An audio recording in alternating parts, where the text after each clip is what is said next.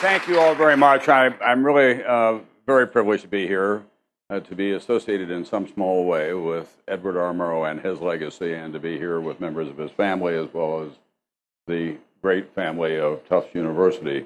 Frankly, it's a great relief to be here and not at that other institution not too far away in Cambridge.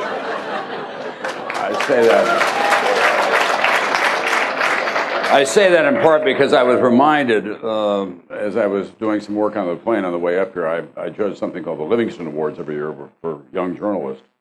And 3 years ago, I think, or maybe 4 years ago now, we gave the award to who was a young man who was then a reporter for the Boston Globe by the name of Robert Healy. He had done a several-part series on grade inflation at Harvard.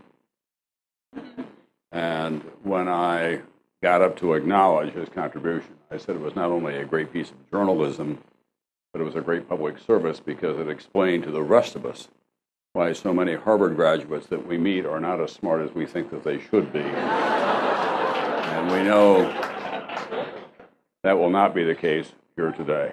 I have the easy job. I'm joined on this stage by a very distinguished panel, by people who are in the intersections of American political life these days and the most exciting presidential campaign that we have had, in my judgment, since 1968, and certainly one of the most important in the lifetime of most of us who are in this room.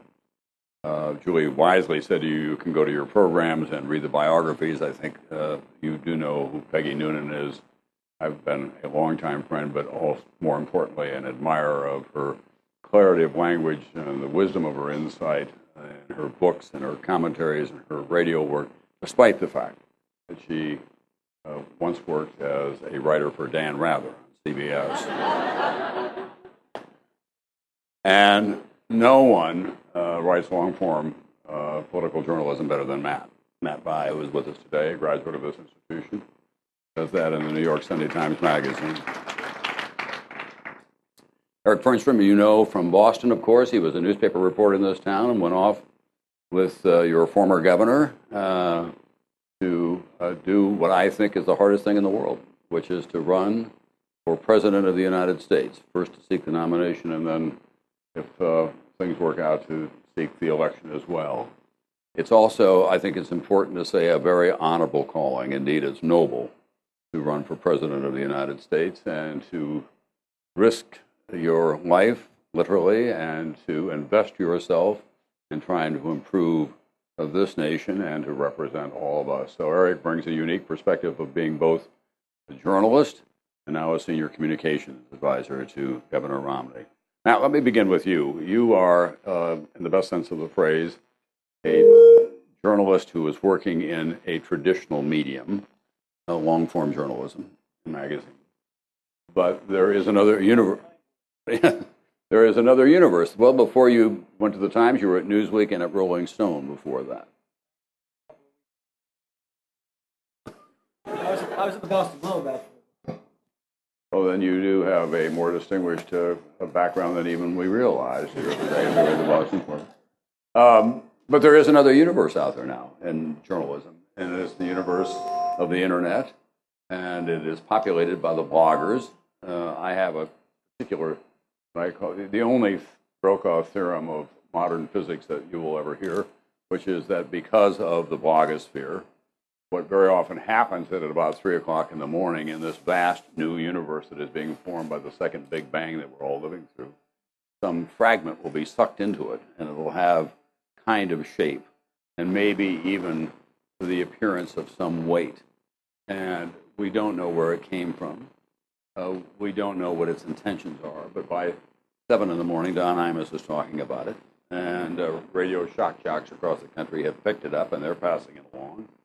At noon that day, it shows up on, it may have been on the Today Show or Good Morning America. At noon that day, it's on the local news. By 4 o'clock in the afternoon, Brian Williams and Charlie Gibson and Katie Kirk are trying to decide what to do about it. And more often than it probably should, it pops up on the air that evening. And then the editors of the New York Times are struggling with, should they put it first on the website, or who do we assign to this and how do we get it? How much has the blogging environment affected politics, and in what fashion? Move this a second. Is this thing? Is this working? Check the on switch. You're really an on switch? Oh. Is that any better? That's called feedback. That would mean one microphone is a little closer to a speaker than it ought to be. Well, we'll have to figure that out. Can everybody hear me? Yes. All right. Let me say first, Tom, before I answer your question, it's great to be back at Tufts. It's always terrific, and I'm glad to be here. And I'm honored to be here with this panel and members of the Murrow family and to be associated with that.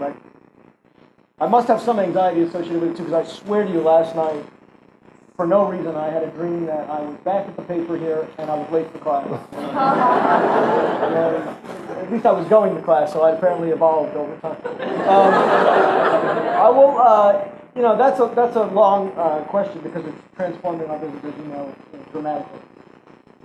And the first thing I would say is one thing that has changed. When we talk about media now, I don't really know what we're talking about. So often the media is this, people say the media is this, the media is that, and I always go, what exactly are we talking about? The media goes all the way from what I do, at 8,000-word cover stories. I haven't set foot to date this campaign on a campaign bus or plane because I don't need to. And contrast that with what people are doing online, what on tabloid papers, television, columnists, bloggers, such a wide variety now that it's hard to generalize. Having said that, I'll generalize for a moment. I think the new environment has been great in a lot of ways. The blogs are a huge engine of this, and what it does is it creates a media in this campaign more interactive than it was before, that's faster than it was before, that's getting more information out there than it ever has before. We are going to the website first. We have become almost, the New York Times as a whole has become very much a web-driven enterprise. I'm doing a web column now, which wouldn't have done 4 years ago. Everything's going up online first. And so you are getting information faster, and you're getting it from a wider variety of sources, and you're getting a wider variety of perspectives, and all of that, as an offshoot of the online world, I think is very encouraging. What discourages me, there's a couple of aspects of it that discourage me. One of them is I think while we get more information and faster information, and this goes a little bit to the heart of what you just heard Edward R. Murrow saying, you're not getting as much context. And it's not just the context of the quote. For instance, something like this recent Barack Obama flap, right, with the rural voters, where you might have gotten part of the quote. I don't know how much, are you getting the full quote, the full meaning? But you're not getting the historical context and you're not getting the societal context. It's for a lot of reasons. It's because reporters don't have time in most cases. They're filing so quickly and so prolifically. And they don't have time to read, and they don't have time to continue to educate themselves, which is a huge part, I think, in my opinion, of our business and our responsibility. It's because organizations are changing financially, the business is changing dramatically, so that we're losing a lot of our more experienced talent. We're getting younger and less experienced. And the people who have, Tom Brokaw's institutional knowledge are increasingly not involved in our political coverage. We've lost a great deal. I'm all for changing the generation. No one talks about it in politics more than I do. But it does mean we lose a great deal of institutional knowledge we're not necessarily replacing. And then I think it's because a lot of political reporters bounce into politics rather than choosing it. I think it's kind of I agree with what Tom was saying, is running for president as a public service. I think covering politics as a public service, I think the best people choose to do it because we love it. There are too many people, I think, who do get involved in covering politics because it's the next beat from where they were. And they don't educate themselves and get up to speed historically or societally in the way that they probably should serve their readers. So for a variety of reasons, I think while we're getting a lot of information faster and better and from more sources, I do get concerned that the blogifying of the media is creating a less informative plethora of options. Eric, how much of detriment for your campaign and how much of an advantage for your campaign for bloggers? Can you separate the two? Yes, you can. And what I noticed with the blogosphere, which is new to this presidential campaign cycle, is of course every blogger wants to be treated like a journalist, and every journalist is now required to be a blogger. And we were no longer dealing with the traditional, for print reporters anyway, 6 p.m. Instead, it was one constant deadline, and reporters would show up, and you would know within 30 minutes of the conclusion of the interview with the candidate, there would be something online and everybody would be feeding off that. So what that tended to do, Tom, was to collapse all the news deadlines.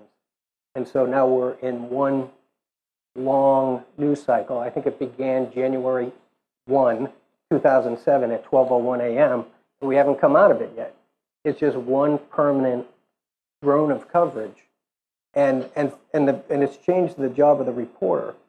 And I say that because reporters now, not only are they required to blog, so they're constantly on deadline, but they'd show up with news cameras, and they would be videotaping interviews, because the most attractive feature of the internet, of course, is its ability to broadcast video.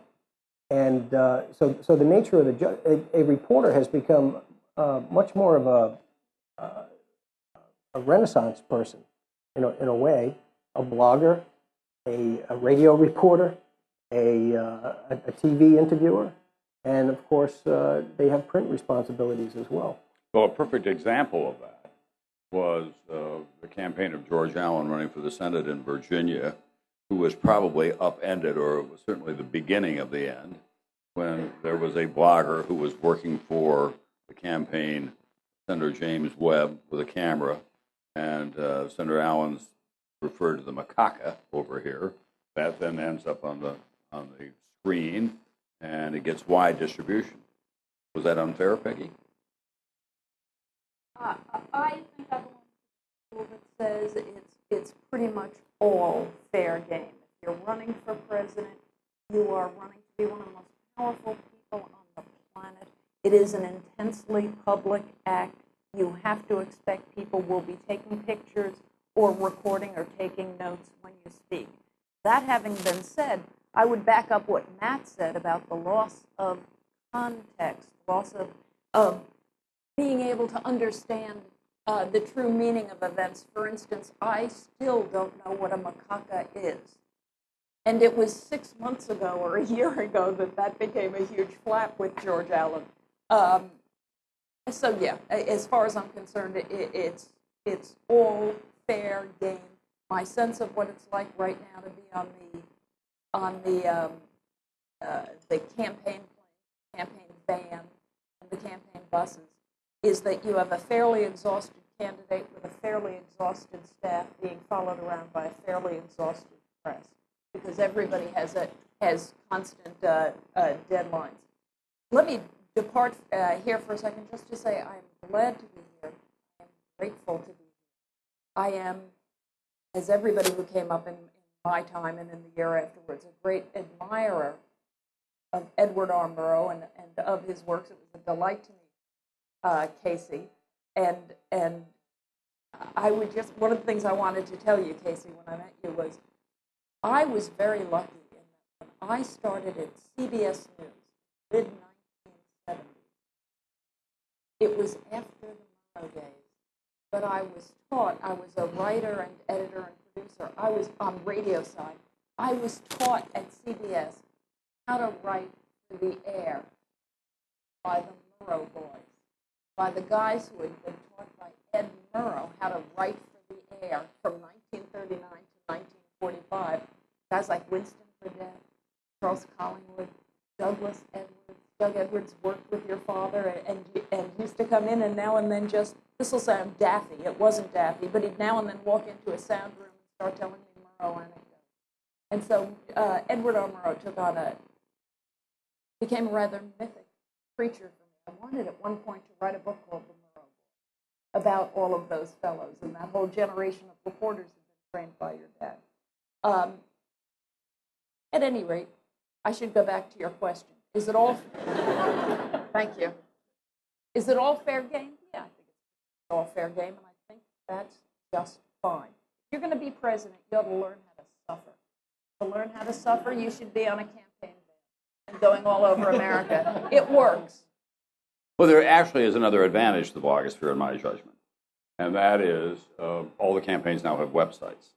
And if you're a voter and if you want to know what the positions are with candidates, you can actually call those up on your computer, and everybody is now wired, and you can see what their positions are and measure that against what they're saying on the campaign trail as well. Did you devote a lot of time to that, Eric? Did you worry about the website a lot, about what you had on it? And Yeah, you were in a campaign that was struggling, frankly, with constantly explaining the governor's positions as a presidential candidate as opposed to positions that he took when he was governor of the state. Right. We have so many, as a candidate, you have so many media channels available to you. There's really no excuse to complain about your message not getting out. If your message isn't getting out, then that's just a function of consumers in the news marketplace making a decision about where they're going to go for their news. But if I could just backtrack for a second, because we began to talk about the digital channel, and we witnessed full flowering, I think, of the digital channel in this cycle. And I'm not so sure about the macaca moment, but certainly when John McCain got caught singing Bomb Iran to Barbara Ann, even earlier when John Kerry made some comments about you better get your education or you'll end up in Iraq. There was press. There was press there in the room to cover those events, but they missed the story. They didn't report it. It was only after those remarks were bundled up on a video and then YouTube, and through repetition, it became a bigger story. But the mainstream media missed those stories in the first instance. So what YouTube has done, what the digital channel has done, has made reporters out of everybody here. 300 million people in the U.S. are all getting a look at this themselves and deciding, without having to deal with the media filter, what's news and what's not news. Then it comes back on the press, kind of a roundabout way.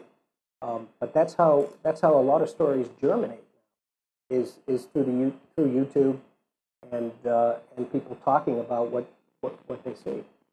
Matt, the subject of this discussion today is noise versus news.